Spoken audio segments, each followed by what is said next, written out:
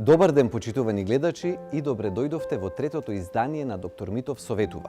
Емисија посветена на здравствената едукација и на промоцијата на јавното здравје. Денеска одбравме една мощна и сериозна тема. Темата за бензодиазепините, група лекови. Но тоа дали навистина се употребуваат соодветно, премногу често или се злоупотребуваат, ќе одговориме и на сите други прашања и сите кои што ќе објаснат зошто темата на бензодиазепините заслужува едно вакво внимание. Разговорот ќе го водиме со професор доктор Лилјана Игњатова. Пред се, мораме да го објасниме моментот на колку се застапени бензодиазепините или колку рецепти, вака народно кажано, се препишуваат на годишно ниво. За да можеме да го одговориме тоа прашање, ќе се свртиме кон официјалните статистики, тие кои што потекнуваат од националниот систем Мој термин. Според националниот систем Мој термин, за минатата 2018 година, бензодиазепините спаѓаат во тие лекови кои што доминантно биле препишувани. Според издадените рецепти, диазепам или апаурин е едно од имињата кои што се користат, алпразолам или хелекс или ксанакс и бромазепам или лексилиум се трите лекови од оваа група, од групата на бензодиазепините, кои што ако ги ставиме заедно, ќе видиме дека бројката достигнува некаде од околу 2 милиони рецепти во годината. Се разбира, тука се поставува прашањето што ќе се случи кога ќе ги додадеме останатите и кога надвор од официјалните рецепти, тие кои што системот ги препознава, кога ќе ги додадеме и така наречено на приватно или на розевиот рецепт останатите бензодиазепини, се поставува прашањето дали таа бројка не е можеби многу поголема од што 2 милиона. За да го процениме прашањето дали е ова голема бројка, да споредиме само со една друга земја. Например, доколку споредиме со Англија. Англија како земја има 55 милиони население. Ние имаме нешто помалку од 2 милиона, според податоците на Фондот за здравствено осигурување. Значи, над помалку од 2 милиони население, ние имаме 2 милиона рецепти, а Англија на 55 милиони население има само, би рекле во споредба со нас, 11 милиони рецепти годишно.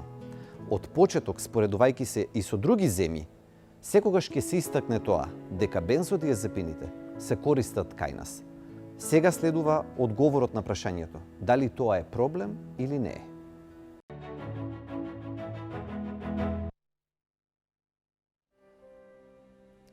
Како што најавивме, разговорот го водиме со професор доктор Лилјана Игњатова. Добре дојдовте. Добре ве најдов и ви благодарам за поканата. Ви благодарам што се одзвавте. Отвараме една мощна, интересна, но и важна тема. Бензодиазепините. Кои се тие лекови? Кога се даваат, кога не се даваат? Значи, бензодиазепините популарно меѓу народот се препознаваат како лекови за смирување или уште и како лекови за спиење. Така. А кај нас се регулирани така да се препишуваат на рецепти, значи не можат да се набават слободно од апотеките, иако во минатото имаше искуство на таква достапност директно од апотеките без рецепта. Мислам дека во последно време тоа е подобро регулирано на издавање со рецепти. А се издаваат за анксиозни состојби, односно народско кажано напнатост. Некогаш ги употребуваат луѓето кои се под стрес, кои се вознемирени или не можат да спијат. Имаат право да ги препишуваат матичните лекари, како и психијатрите, да ги препорачуваат психијатрите, но најчесто нашата популација се јавува кај матичните лекари и ги добива бензодиазепините како лек за смирување. Дали ако луѓе имаат проблем со депресија, да речеме, со депресивно расстройство, дали и тогаш помагаат бензодиазепините? Да, значи тоа не е лек на избор за депресија, меѓутоа популацијата наша и надвор од нашите граници ги употребуваат бензодиазепините кога имаат и лошо расположение. Затоа што лошото расположение многу често оди заедно со напнатост. И сликата е често мешана, има доза на напнатост и доза на лошо расположение. Мене ме интересира од аспект дека постои впечаток, барем вака разговарајќи со вашите колеги психијатри, честопати се спомнува дека можеби таму каде што би требало да бидат препишани антидепресиви, имаме ситуации кога се земаат бензодиазепините. Дали е тоа и ваш впечаток и зошто доаѓа до тој проблем?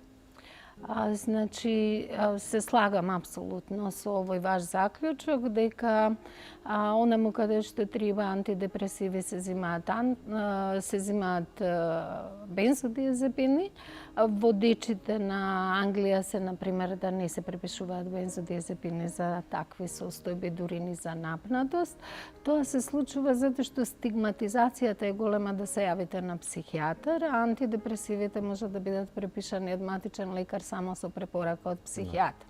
Што значи, тоа е еден пример како регулацијата влијае на зголемена употреба на бензодиазепини. Иако последните препораки од светот е немојте да препишувате како лек за спиење апаурин или диазепами, немојте за анксиозни состојби да давате апаурин и него давајте антидепресанти, кај нас луѓето за да ја избегнат стигмата, да не се јават на психијатар, за да не бидат прогласени овака или онака, да не добијат некоја етикета, најлесно им е да се јават кај матичниот лекар кој може да препише диазепам, но не може да препише антидепресив. Така да они ги употребуваат бензодиазепините за секој проблем кој го имаат психички, напнатост, депресија, несоница, возбуда и така. Притисокот ми се качи, диазепам. Нешто се изнервирав, пак истиот лек. Нешто не се чувствувам добро, времето се смени и се повеќе и повеќе впечатокот е дека и бројките покажуваат дека употребата е висока. Така е. Значи ме болат нозете, ме болат мускулите, стегнати ми се мускулите, цел ден стојам на работа, па ми треба да ми се опуштат мускулите, а воедно се опуштан или целосно опуштање и на психички план, меѓутоа се адресира као мускулите, имам болка во грбот, имам болка во кичмата, ме боли кичмата, бензодиазепинот ќе ми ја отпушти контрактурата на мускулот која се јавува, така да се препишуваат бензодиазепините во многу повеќе, веројатно од ова све, главоболка, па земат бензодиазепин, болка, па земат бензодиазепин и така. Сега прашањето е, ако се согласуваме за фреквенцијата, и бројките го покажуваат, нели нема тука простори за да што човек да се согласи или не, бројките покажуваат голема употреба, Прашањето е, зошто е тоа проблем? Некој ќе каже, добро де, пијам диазепам, па што? Значи, зошто бензодиазепините сите всушност представуваат проблем ако се употребуваат подолг период или до што се може да доведат? Кој е проблематичниот дел околу нив? Зашто е проблем? Тие се ставени на есенцијалната листа како добри и корисни лекови кои се потребни и во одредени ситуации секако дека треба да се употребуваат и ако се употребуваат правилно и онаму каде што треба, имаме можност да влијаеме на помала појава на несаканите ефекти. Несаканите ефекти од употребата, еден од најзначајните можда несакани ефекти на употребата на бензодиазепините е зависноста. Одредена популација на луѓе се повулнерабилни, односно поранливи да развијат зависност отколку други. И некој од граѓаните кои го употребуваат може да рече, па што зборувате кога јас го употребувам 20 години и цело време употребувам само една таблета на вечер, кога не можам да спијам и никогаш не сум употребувала повеќе од тоа и за каква зависност вие зборувате. Точно е, луѓето немаат, не се сите луѓе исти, нити пак имаат ист генетски материјал. Одредени луѓе, кога ќе употребат бензодиазепин, велат мене тоа не ми делува или лошо ми делува. И тие не се под ризик, затоа што не им се допаѓа ефектот. А луѓето ги повторуваат работите што им чинат добро или што им чинат да го избегнат лошото чувство. Значи, таа популација не е под ризик. Меѓутоа има популација каде што исто така има и кои ќе испијат, па немаат ни лошо, ни добро, рамнодушни се на употребата, немаат никаков ефект и тие не се под ризик. Има луѓе каде што им делува и има луѓе кои носат таков материјал во себе или имаат такви психички состојби кои допринесуваат да ја повторуваат употребата. Така. Често знае да се префрли вината на пациентот, велејќи дека ама ние советуваме он да ја зима само одреден период, краток период. Колкав е периодот кога се препорачуваат бензодиазепините официјално, според guidelines? Еве и тоа ќе ви кажам, и тоа се менува. Во нашата земја порано беше неограничено, потоа и во другите земји протоколите беа 3 месеци, сега протоколите се до месец, па и уште пократко, 2 недели до 1 месец. 2 до 4 недели зборуваме за, како да кажеме, правилна употреба на бензодиазепините. Диазепам, алпразолам, хелекс, ксанакс, лексилиум. Значи 2 до 4 недели. Така. Меѓутоа, како што реков, нашиот мозок е структуриран така да ги помни работите што ни чинат добро. Да. И ако тој лек во тие 2 до 4 недели ни чинел добро, дел од луѓето ќе сакаат да продолжат заради ефектот да го употребуваат. И мислам дека тука дури малце не е фер кога се препишува врз одговорноста цела се става врз пациентите, као вие злоупотребувате, па затоа што злоупотребувате вие сте одговорни, па оние што злоупотребуваат ќе развијат зависност, и тоа е точно. Оние што злоупотребуваат затоа што фреквенцијата на употреба е почеста, затоа што периодот, должината е поголема, затоа што со тек на време се развива толеранција и е потребна повисока и повисока доза, така да препишаната доза веќе не важи, затоа што таа не дава ефект и тие луѓе ќе развијат зависност. Но тие се ранливи и тука не можеме да кажеме дека ранливи за зависноста и ранливи за злоупотребата. И не можеме да кажеме дека злоупотребата и зависноста е доброволна. Тој си решил, сам си сакал, па си направил. Не е доброволно. Тука нема доброволност. Значи, ранливата популација се или луѓе кои имаат психички потешкоти од типот на анксиозност, депресивност, несоници, постојан стрес или надворешните фактори се такви што допринесуваат да тоа, или тоа го носат во себе, или имаат генетика, значи во семејството имаат некој кој има зависност, родител кој пиел алкохол, мајка која земала супстанци, некој кој се коцкал и така натака, што значи кога се препишува и како треба темелно да се земе на место. Треба да се внимава на моментот и на кого се дава. Така е. Да ве прашам сега, например, и кај нас, вака кога зборуваме со луѓе, мислам дека има како 2 вида на пофреквентна употреба. Ајде, по-кратката употреба ја знаеме, таа е меѓу 2 и 4 недели и тоа е тоа. Правилната. Но има и така наречена, како да речем, рекреативна употреба, кога пациенти од време на време се зимаат хелекс или диазепам или некој од овие или лексилиум, што ги спомнавме лековите, но има и такви кои што навлегуваат во делот веќе на зависност. Како пациент ќе знае дали е зависен од лекот или не? И кој од овие лекови вака најбрзо создава, под наводници да речеме, е најризичен, најбрзо создава зависност? И како пациент ќе знае дека станал веќе зависен? Значи, како ќе знае? Одеднаш лекот кој го примал и му, условно кажано, завршувал работа за симптомот што го имал, за несоницата, за стресот, го опуштал, станува неефикасен. И потребно е се поголема и поголема доза од лекот. Тоа е веќе толеранција. Значи се зголемува дозата на лекот за да предизвикаш, за да постигнеш ист ефект. Тоа е првото нешто. Тоа е еден од знаците, но не е сам за себе доволен за да речеме дека е диагнозата зависност. После тоа се јавува копнеш, значи психичка криза на наш јазик преведено или craving во англискиот јазик, што значи дека има копнеш за да се земе субстанцата, односно да се земе бензодиазепинот. Може ли тоа да го објасниме како терминологија? Што е Се вознемирувам ако не, што е копнеш? Дали се вознемирувам, срце ми чука? Неодолива желба да се земе нешто, како што има копнеш за цигарета, копнеш за храната. Значи, копнеш, јас кога разговарам со некој од моите клиенти, објаснувам некојаш и на лични примери, па велам, кога ќе ми замириса на кебапчиња и кога ќе ми текне, јас не можам да одолеам, иако сметам дека не треба да јадам за одредени здравствени причини или линија. Значи, копнеш е кога имате неодолива желба. Дефиницијата е неодолива. Значи, не може да се одолее. И никогаш не е фер кога бараме одолеј од пациентот без никаква помош да му дадеме, дека тоа е само во негови раце. Допревме малку тема, ќе се вратиме пак, ама тоа е, не знам колку е корисен тој совет кога им се дава на тој тип на пациенти, а честопати по Фејсбук е толку проширено: избори се сам, надмини го тоа, победи го. Ако сакаш можеш, све е до тебе, тоа е до карактерот.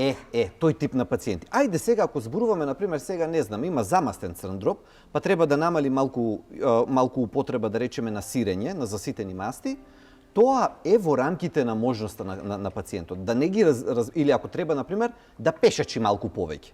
И тоа би рекол дека е во доменот на неговата волја. Но да се справи со психичка состојба човек и да го туркаме кон тоа: можеш, победи, не земај лекови. Имате ли приметено, работејќи со пациенти, дека тоа е се повеќе и повеќе застапено? Јас на Фејсбук тоа многу го гледам.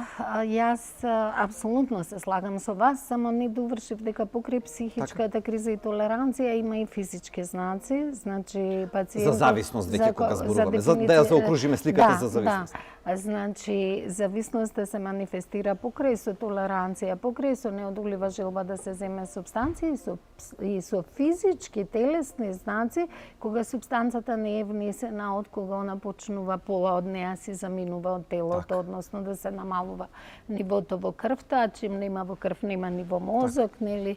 Овие субстанции сите делуваат во мозокот и тогаш се јавуваат знаци, грчеви во мускулите, мускулни крампи, неволни трзаи. Веќе со телото приметуваат дека луѓето дека се зависни. Грчеви во стомакот, може да се јави повраќање, губење на апетит, нејадење, слабење, несоница, тресење, тремор на рацете и телото. Тоа се трите работи кои што човек веќе знае дека влегол во зависност. Физичка, толеранција и однесувањето е и покрај штетните ефекти, по секоја цена се однесувањето е да се најде субстанцијата и тоа е најзначајното нешто и во хиерархијата прво.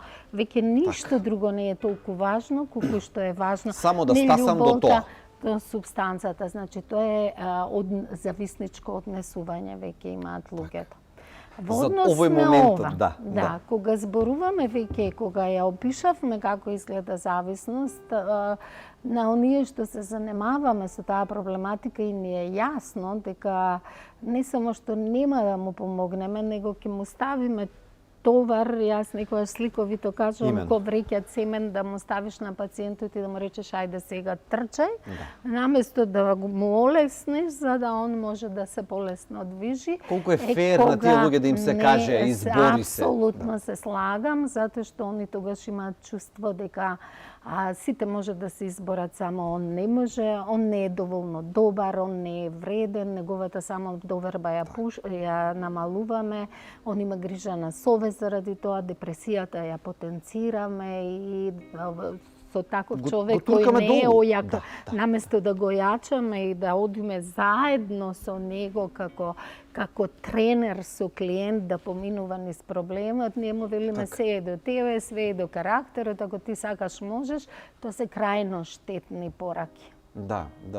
И треба многу, мислам дека луѓето можеби, како да речам, дури не е ни од лоша намера, многу пати дури сакајќи и добро да му направат на човек, мислат дека му помагаат кога го стимулираат, кога му викаат справи се сам. Ти можеш да го направиш тоа и они мислат дека го бодрат На Facebook тоа за жал морам да го нагласам. Значи многу е застапено и во групи особено. Меѓутоа едно е бодрење, а друго е вака оптеретување на човек со работи кои што се надвор од негова моќ реално. Јас сум сигурна дека тоа не е од лоша намера. Често тоа го прават и родителите и сигурно за родителите децата се најдрагоценното нешто што го имаат и сигурно дека не сакат да наштетат на своите деца. Често тоа партнерите го зборат на своите партнери. Така да сакајќи добро да направиме, дека они, ама знаете патот ние да го нагласиме тој момент, со добри намери.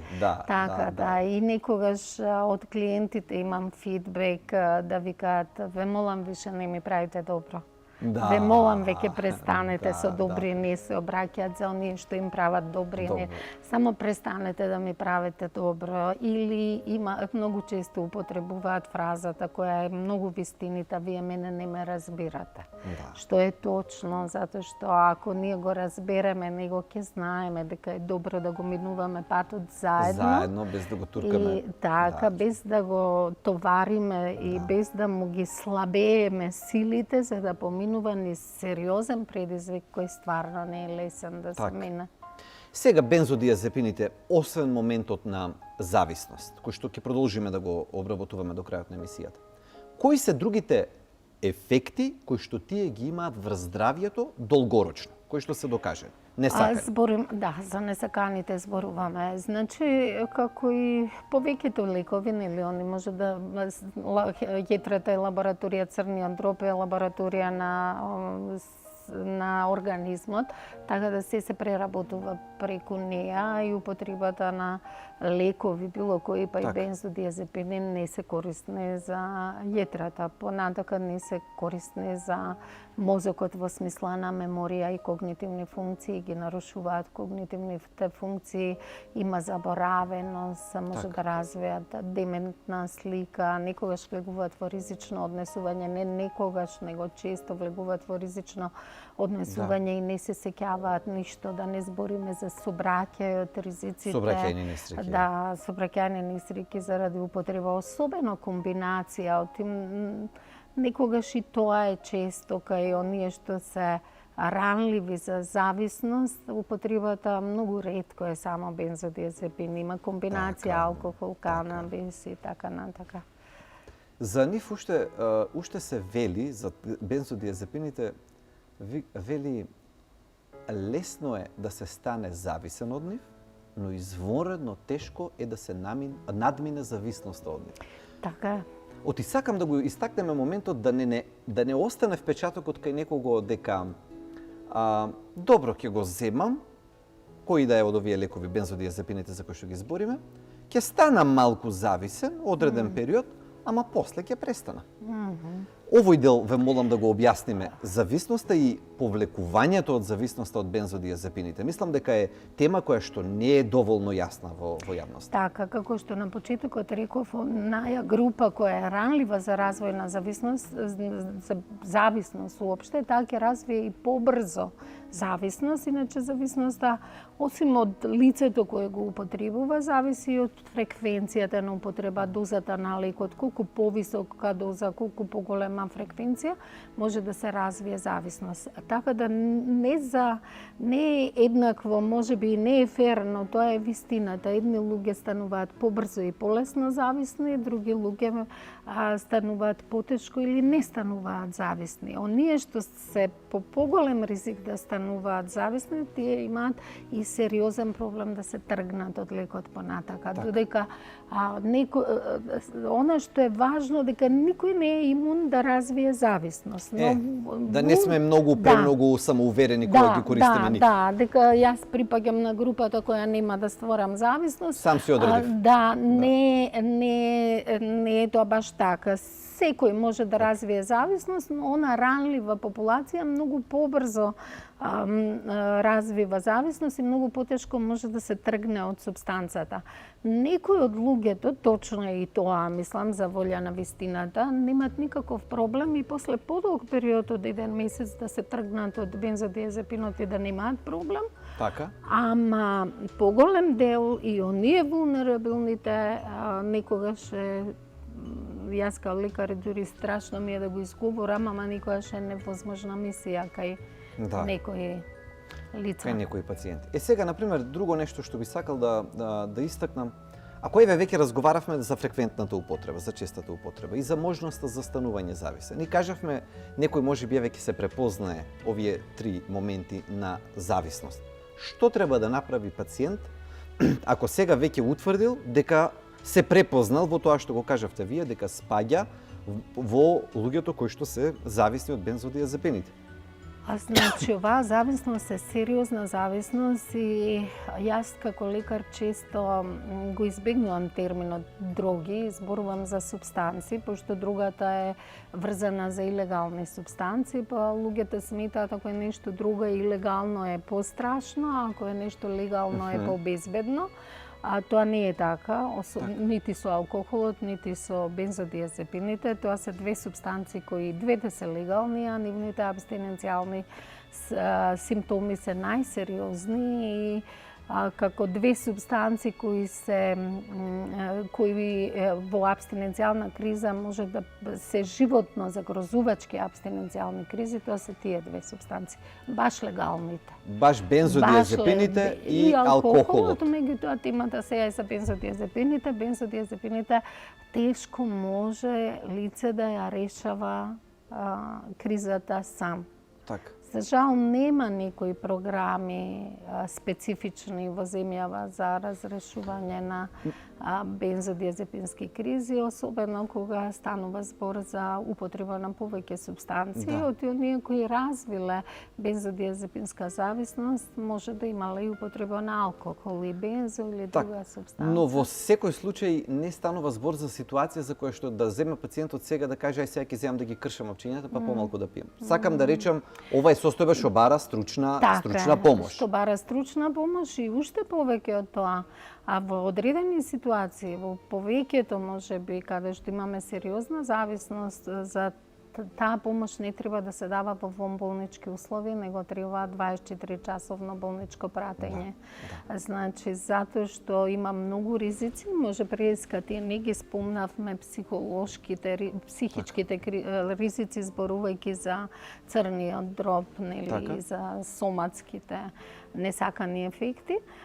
Значи, ризиците може да бидат во абстиненцијалниот синдром, ама и при употребата депресија со суицидалност и многу често употребата на бензодиазепини може да доведат до суицид. Самоубиство. Самоубиство, да, се извинувам за терминологијата. Мораме терминологијата да ја преведуваме на до самоубиство и кај во светот многу често кај лицата кои извршиле суицид има алкохол и бензодиазепини или друга субстанција и бензодиазепини. Ме доведовте до следното прашање. Но бензодиазепините во многу голем процент кај тие лица се присутни затоа што ризикот може да биде и од нивна ексесивна употреба, голема и големи дози, кои ќе дадат депресивност, агресивност кон надворешниот свет или кон сам себе и деструктивност и кај одреден број на лица, наместо да смирува каков е нивниот ефект, може да направи ексцитација,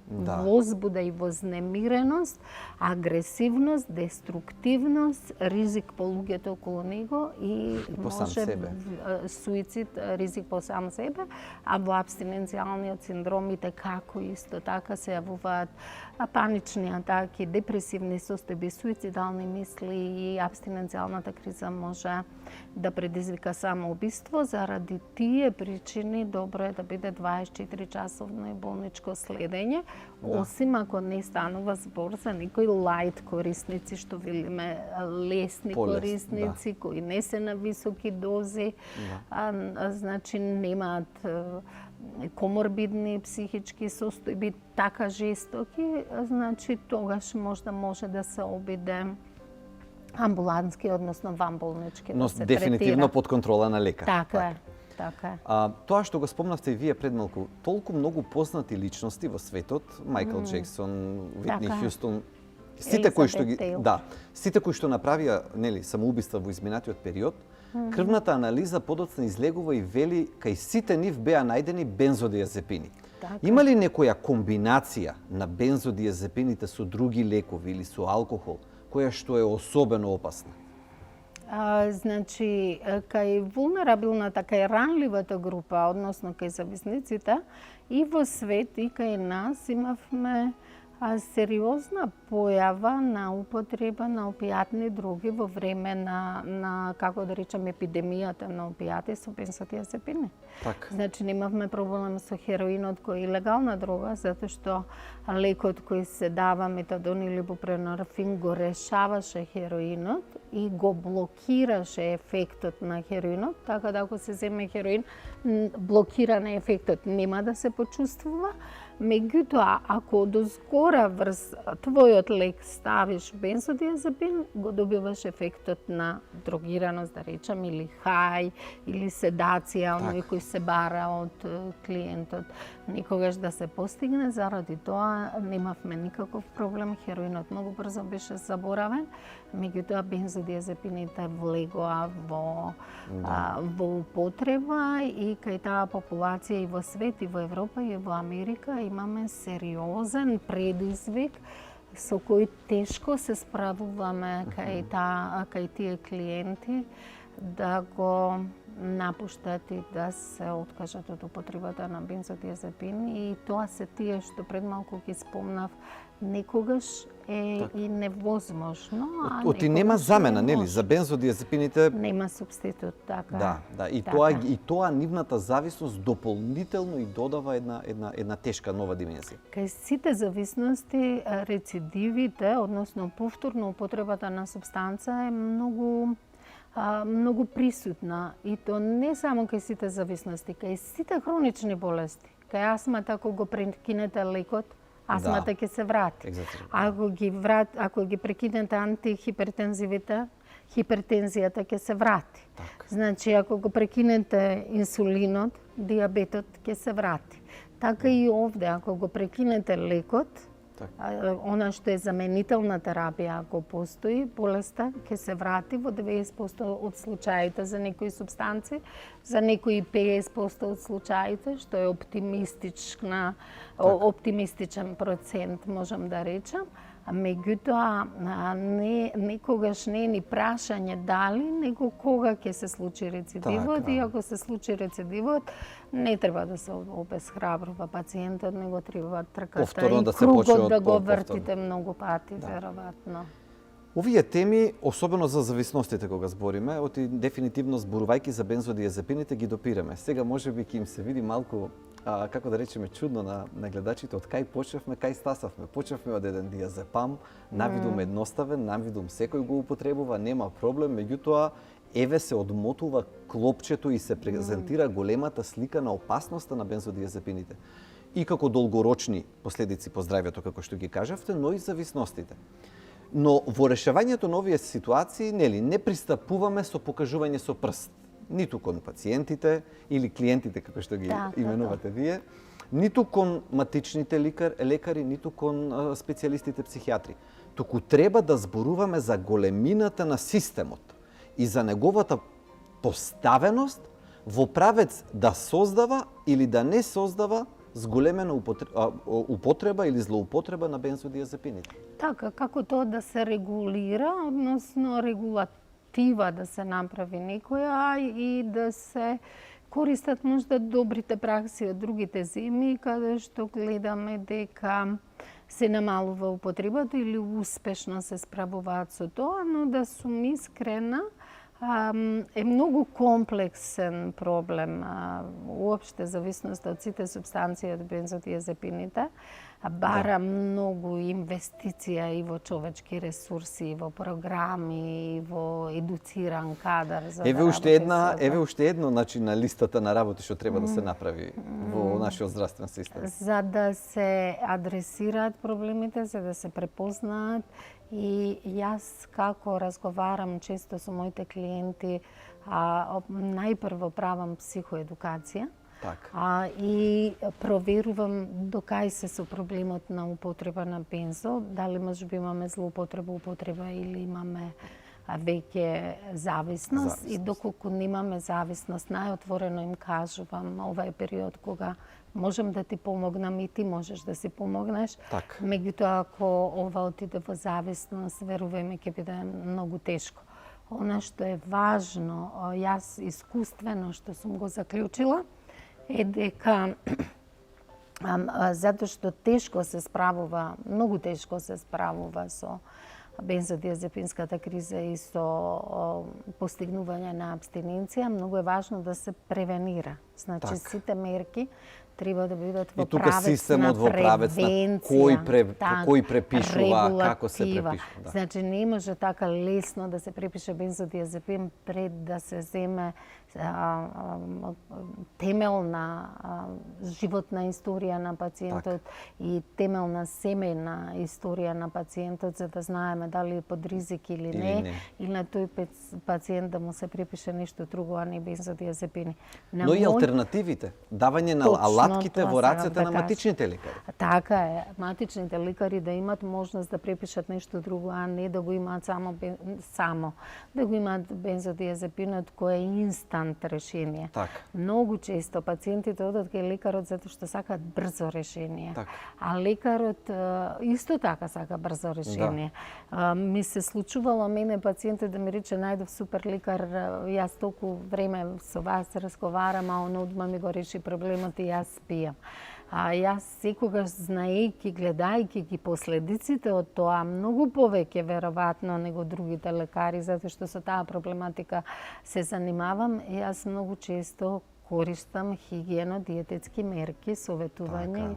Никогаш не почнувам со хемија, условно кажано. Значи, го распрашам пациентот што зима, кога зима, каков е неговиот живот, па за, например, за несолница, советувам да не пие кафе после 5 часот, да нема ексесивни вежби, физичка активност после 5 часот, него му велам пред тоа, навечер да не јаде тешка масна храна заради која солена зачинета, па ќе пие вода, па ќе станува за да мокри, па да пуши цигара во собата, никотинот е апер, тој не буди, стимулансе, пуши цела вечер во соба и вели не можам да спијам. И кога се тоа заедно ќе се спроведе, јасно му кажувам, физичка активност, храна, значи хигиена со храната, хигиена со кафето, со таблети кои прават будност ако се препишани да не ги пие навечер, него преку ден.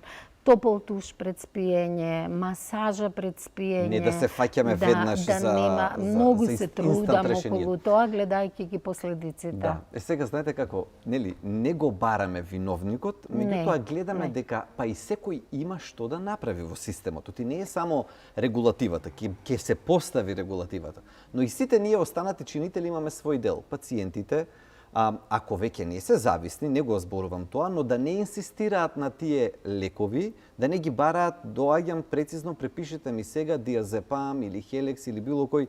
Оти така се создава тој круг, да речеме, ако има побарувачка.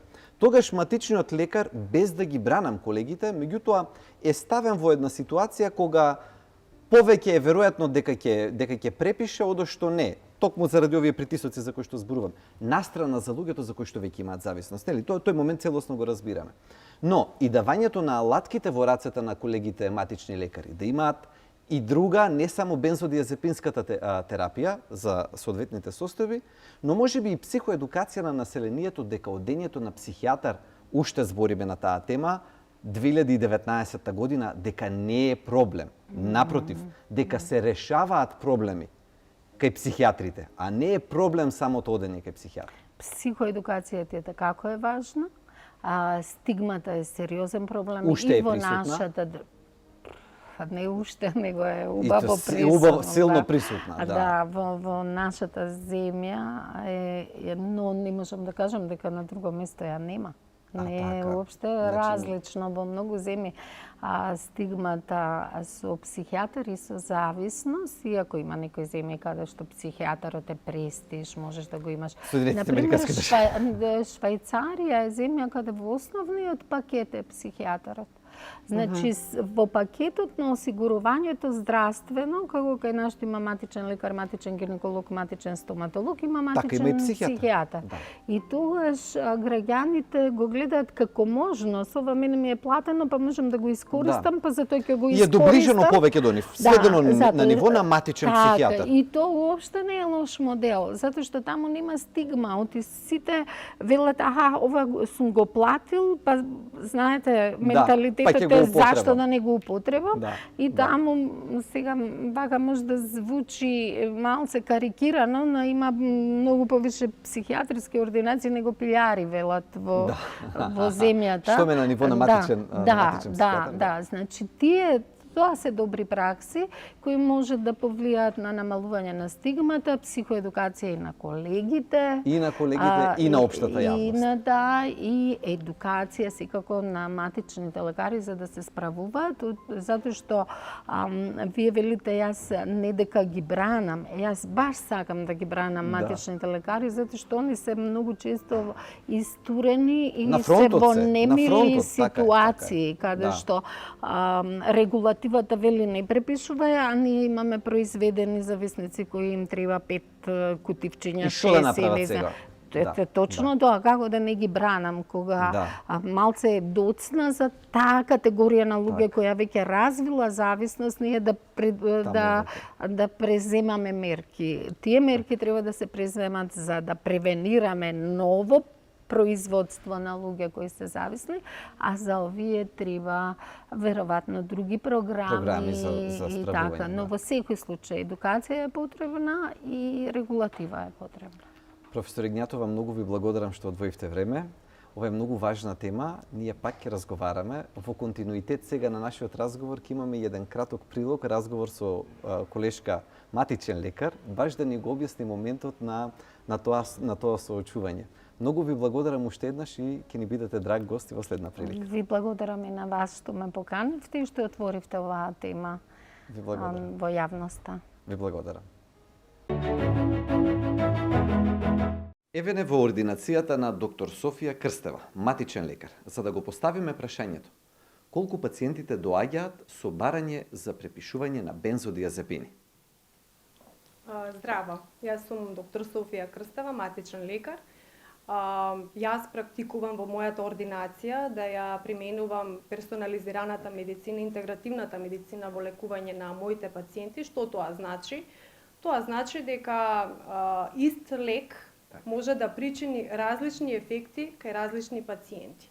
Значи, кај некој пациент може да го постигне терапевскиот ефект што го сакаме, за да помогнеме во лекувањето на болеста, меѓутоа кај други пациенти може да причини и несакани ефекти. Значи, тоа зависи... Ако било од комшиката... Тоа ако било од комшиката, значи ако комшиката кажала дека не зи помогнало за кичмата, за главата или за ногата, не значи дека ќе помогне и кај истото дејство и кај другиот пациент. Сега, многу е важно да ја познаваме и фармакокинетиката и фармакодинамиката на лекот. Значи, како действува, на кое ниво действува, како се дистрибуира во организмот. Значи, тука ни е најважен генетскиот полиморфизам. Значи, секој човек има различни гени. Да ве прашам, дали имаат представа пациентите за што треба да се земаат бензодиазепините? Дали се едуцирани за какви состојби тие вистински помагаат? Пациентите имаат пристап, значи, до интернет, до Google и најчесто гуглаат, значи се интересираат за и повозрастните имаат, значи пристап до интернет. Јас имам пациентки Facebook имаат, они ако имаат 65 години има пациентката Facebook. Да. И значи комуникација се воспоставува, комуникација меѓу нив. Значи гуглаат на интернет, бараат информации за лекот. Но дали тоа значи добра информираност? Најдобро е да се информираат кај својот матичен лекар.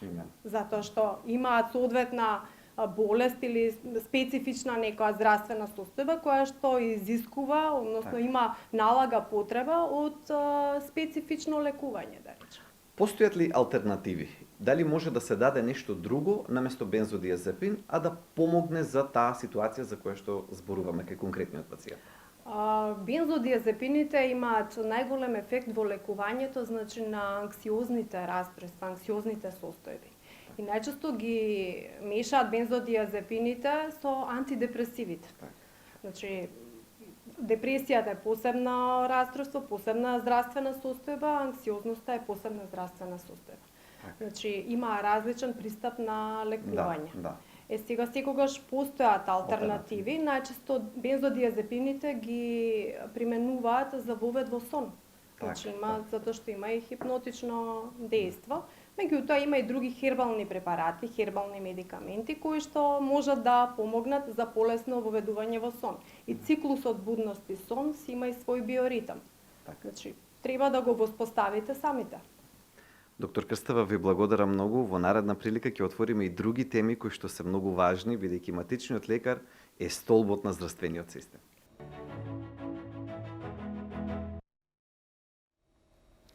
Верувам дека најголем дел од вас на почетокот на емисијата зборот бензодиазепини можеби и не го препознаа или не им значеше многу. Меѓутоа сега, откако пројдовме 1 час разговор на тема бензодиазепини, на кои се тие лекови, што може да направат, кои се ефектите, зависноста која што може да се појави, сега ценам дека малку е појасно за каква сериозна тема станува збор. Се разбира, ова е само почеток. Оваа тема е само допрена на овој начин. Ова е тема која што треба многу почесто, во многу поголеми и поофицијални форуми, да биде зборувана, да биде анализирана и конечно да бидат донесени соодветни мерки. Дали зборуваме генерално за здравствениот систем, за начинот на кој што се препишуваат лековите, за едукација на пациентите, што да бараат, а што да не бараат од матичниот лекар. Потоа, ако зборуваме и за нивото на матичните лекари, кои алатки ќе им бидат дадени во рацете, со цел да не создаваме се повеќе и повеќе зависници. И конечно, како ќе се справиме не со новите, туку веќе со постоечките зависници од бензодиазепини. Што треба да направиме за да ја подобриме работата на оваа тема, во оваа поле? Верувам дека останува уште многу што треба да биде дебатирано, но и да биде направено. Сепак, бензодиазепинската криза е нешто со кое што треба да се соочиме и можеме да се справиме. Следната емисија е следната недела во 17 часот. Повторно отвараме една многу важна тема и разговараме за онкологијата, или поточно за надежта во онкологијата. Малигните болести или онкологијата честопати не сме навикнати да ги поврзуваме токму со тој термин. Но постои можност и треба да се зборува за надеж. Надеж во научна смисла во онкологијата и надеж како една човечка димензија. Ви благодарам многу што бевте денеска со нас. Изразувам голема благодарност до нашите партнери Алкалоид и Авицена. Се гледаме следната недела во 17 часот.